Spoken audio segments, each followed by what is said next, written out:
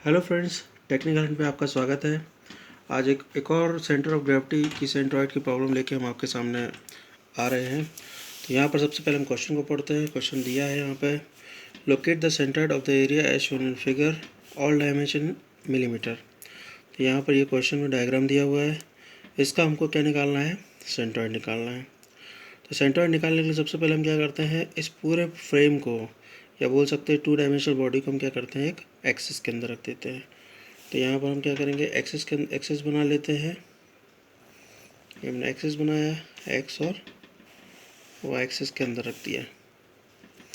अब दोस्तों, इस फ्रेम को हम डायरेक्टली सॉल्व नहीं कर सकते, तो हम क्या करेंगे, इसको 3 पार्ट में डिवाइड करते हैं। पहले हम क्या करते हैं, एक पार्ट ये हो गया, इसको आगे बढ़ा दिया, ये हो गया। इस तरह से ये पूरा रेक्टेंगल को अगर हम एक पार्ट मानते हैं, ट्रायंगल को सेकंड पार्ट मानते हैं और सेमी सर्कल को थर्ड पार्ट मानते हैं। तो इस तरह से हम तीनों पार्ट को सॉल्व करेंगे। तो इस पूरे रेक्टेंगल में से निकाल के ट्रायंगल और सेमी सर्कल को माइनस कर देंगे, तो हमें क्या मिल जाएगा, जो फ्रेम हमको गिवन था उसका हमको क्या निकल आएगा, सेंट्रॉइड निकल आएगा। तो सबसे पहले हम फर्स्ट पार्ट सॉल्व करते हैं। तो यहाँ पर लिखते हैं टेक पार्ट 1। तो पहले पार्ट को जैसा एक्सिस के अंदर हम पहले रखते थे वैसे ही रखना है। तो यहाँ पर हमने क्या बनाया, सबसे पहले एक्सिस बना लिया, एक्स और वाई। तो हमने एक्स और वाई एक्सिस रख लिया। अब पहला पार्ट हमारा रेक्टेंगल है, तो हमने रेक्टेंगल बना दिया यहाँ पर। ये हमारा क्या बन गया, रेक्टेंगल। ये डायमेंशन हमारी कितनी है, टोटल 200 mm है। यहाँ पर ये भी 200, मतलब ये एक तरह का स्क्वायर है, ठीक है। अब क्या निकालेंगे, इसका सेंट्रॉइड निकालेंगे। तो सेंट्रॉइड निकालने के लिए फार्मूला क्या है, अगर हम ये इसको हम वर्ग बोले या फिर बोल सकते हैं इसको स्क्वायर शेप। तो यहाँ पर इसका x1 क्या होता है, x1 is equal to x axis के समानांतर सी जी। तो एक्स के समानांतर कितनी है, 200 है। तो यहाँ सेंटर से यहाँ पे हाफ हो जाएगा, तो 200/2 इज इक्वल टू 100 mm। इसी तरह से इसका y1 निकलेंगे। y1 क्या होता है, y एक्सिस के पैरेलल सी जी। y एक्सिस के पैरेलल कितना है, 200, और कहाँ से सी जी लेते हैं, एक्सिस से।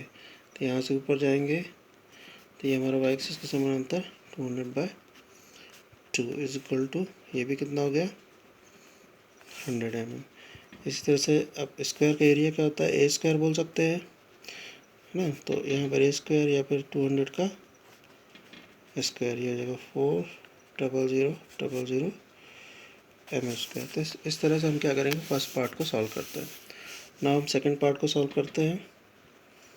Take part second. तो सेकंड पार्ट में क्या बना हुआ हमारा, ट्रायंगल बना हुआ। जिस लोकेशन पे है, जिस पोजीशन पे, उसी पोजीशन पे बनाना है। तो हमने क्या किया, सबसे पहले एक्सिस रख दिया, हमने एक्सिस बनाया, एक्स वाई। यहाँ पर ट्रायंगल रखा हुआ है, ये कुछ इस तरह से ट्रायंगल रखा हुआ है, ऐसा। तो यहाँ पर ये डिस्टेंस कितनी रिमेनिंग छूट गई है। तो यहाँ पर हम डायग्राम पे जाते हैं। तो ये 80 है, टोटल ये 200 है। तो 200 में से 80 गया तो कितना बचा, 120। मतलब ये डिस्टेंस हमारी कितनी हो जाएगी, 120 mm। इसी तरह से फिर डायग्राम पे जाते हैं। अगर ये 120 है, 200 में से 120 गया तो कितना बचा, हमारा बचा 80। तो यहाँ पर रखेंगे 80 mm। तो अब हम क्या करेंगे, इसका निकालेंगे x2, क्योंकि सेकंड पार्ट है। तो x2 इक्वल टू हो जाएगा x एक्सिस के समानांतर सी जी। x एक्सिस के समानांतर मतलब x के समानांतर यहाँ से यहाँ तक होगी। तो ये हमारी होती है कितनी, b/3। क्योंकि बेस इसका 80 है, तो यहाँ पर हो जाएगा 80/3। तो इसको अगर हम डिवाइड करते हैं तो ये आएगा 26.67 mm। इसी तरह से हम निकालेंगे y2, y एक्सिस के समानांतर सी जी। तो y के समानांतर क्या होगा, यहाँ से यहाँ तक क्या होता है, h/3 होता है, और यहाँ से यहाँ तक कितना होगा, 2h/3।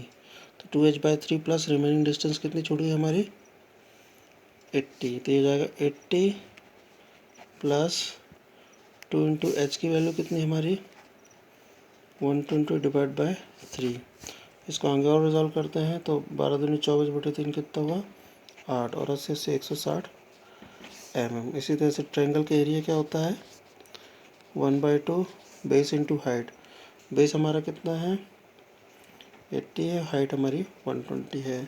तो 12×96/2 मतलब 4800 mm²। तो ये हमारा क्या हो गया, फर्स्ट पार्ट और सेकंड पार्ट सॉल्व हो गया। हम क्या करते हैं, थर्ड पार्ट को सॉल्व करते हैं।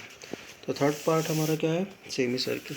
तो जिस लोकेशन पे हम उसी लोकेशन पे यहाँ पे लिखते हैं टेक पार्ट थर्ड। तो तीसरे पार्ट को बनाते हैं, जिस पोजीशन पे है उसी पोजीशन पर बनाना है। ये हमने कोऑर्डिनेट ले लिया XY।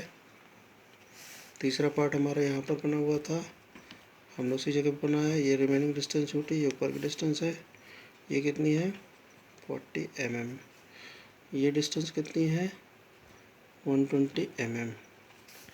ठीक है दोस्तों, अब हम क्या करेंगे, इसका हम निकालेंगे x के पैरेलल CG और y के पैरेलल। तो यहाँ पर x3 क्योंकि थर्ड पार्ट है, यहाँ से लेके यहाँ तक x3 क्या होता है, x एक्सिस से समानांतर CG, यहाँ से यहाँ तक प्लस इसकी यहाँ से यहाँ तक CG। तो यहाँ से यहाँ तक जो वैल्यू होती है वो कितनी होती है। अगर हम यहाँ रफ में डायग्राम बनाते हैं साइड में, तो मैं आपको बताता हूँ।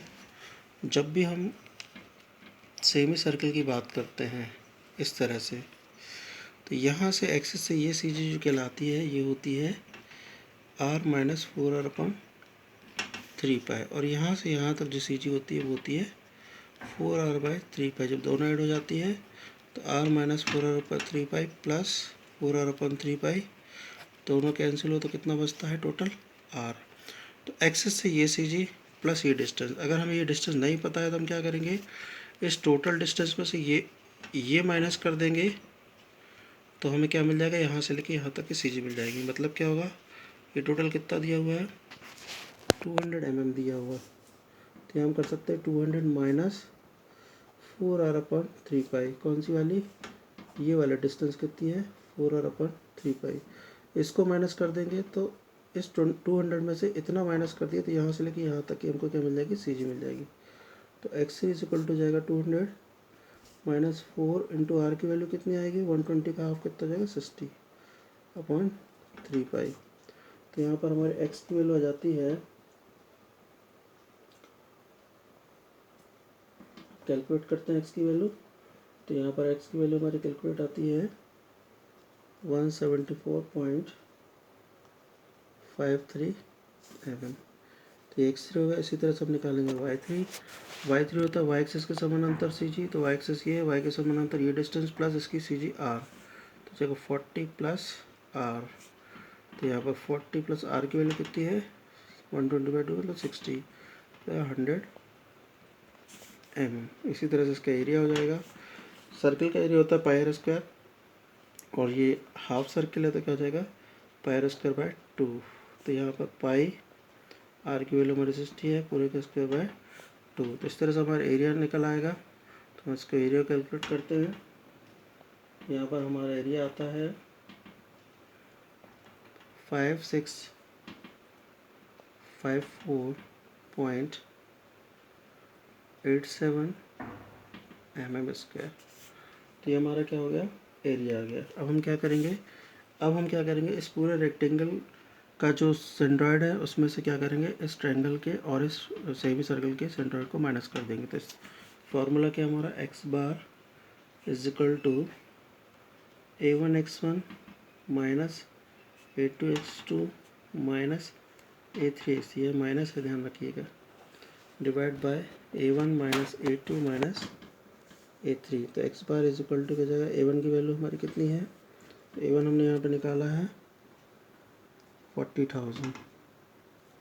x1 की वैल्यू हमारी कितनी है, 100, माइनस ब्रैकेट में a2 की वैल्यू हमारी कितनी है, 4800 इंटू x2 की हमारी वैल्यू कितनी है, 26.67 bracket close, minus bracket x3 की वैल्यू हमारी है 174.53 इंटू एरिया कितना है 5654.87 डिवाइड बाय, इसके डिवाइड में क्या हो जाएगा, 40,000 माइनस 4800 माइनस 5654.87।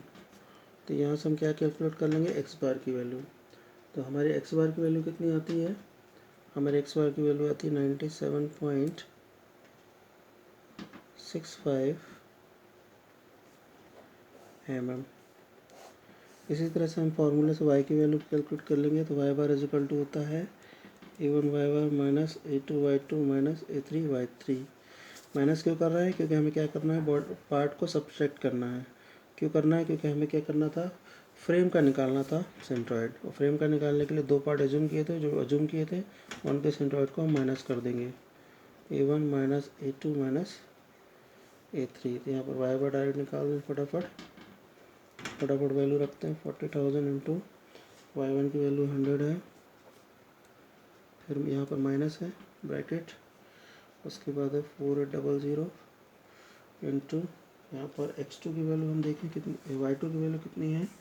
तो यहाँ पर हमारी y2 की वैल्यू आई है 160, यहाँ पर भी माइनस है ब्रैकेट। a2 हमारा है 5654.87 इंटू यहाँ पर एक y3 की वैल्यू है 100 डिवाइड बाय 40,000 माइनस 4800 माइनस 5654.87। तो यहाँ से हमें y बार की वैल्यू फटाक से मिल जाएगी।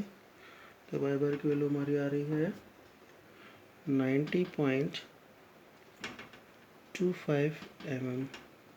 तो दोस्तों इस तरह से हमें x बार और y बार फाइंड आउट करना पड़ता है। तो ये हमने x बार की वैल्यू निकाली, ये हमने y बार की वैल्यू निकालनी है। होप सो आप सभी को बहुत अच्छे समझ में आया क्वेश्चन। तो बहुत बहुत थैंक यू, धन्यवाद। और क्वेश्चन को सब्सक्राइब जरूर कीजिएगा। Thank you.